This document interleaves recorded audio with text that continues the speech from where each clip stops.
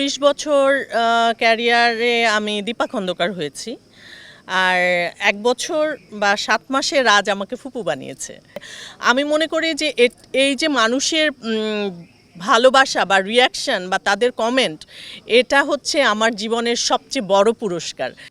ফুপু পরিবারে তো অবশ্যই গুরুত্বপূর্ণ, তবে আমি আমার ক্যারিয়ারের জন্য ফুপু কতটা গুরুত্বপূর্ণ আমি যদি এক কথায় ছোট করে বলি, সেটা হচ্ছে ২৭ বছর ধরে অভিনয় করি। ২৬ বছর ক্যারিয়ারে আমি দীপা খন্দকার হয়েছি। আর ১ বছর বা ৭ মাসে রাজ আমাকে ফুপু বানিয়েছে। মানে এটা হচ্ছে আমার ক্যারিয়ারের ২টা ভাগ। একটা ভাগে আমি দীপা খন্দকার হয়েছি, একটা ভাগে আমি ফুপু হয়েছি। তাহলে বুঝতে পারছেন যে আসলে কতটা ইম্পর্টেন্ট আমার জন্য। আর যে পরিমাণ দর্শক রিয়াকশন বা মানুষের ভালোবাসা আমি পেয়েছি, আমি বলবো যে এত ভালো কমেন্ট, এত ভালো কথা, এত অ্যাপ্রিসিয়েশন, এত কিছু পেয়েছি যেটা আসলে এন্টায়ার ক্যারিয়ারে আমি পাইনি।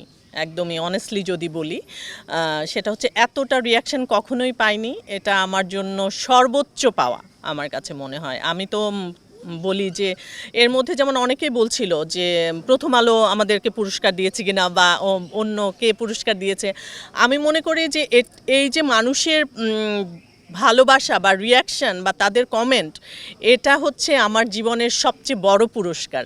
আর পৃথিবীতে আসলে আর কোনো পুরস্কার না পেলেও আমার কোনো আফসোস নাই।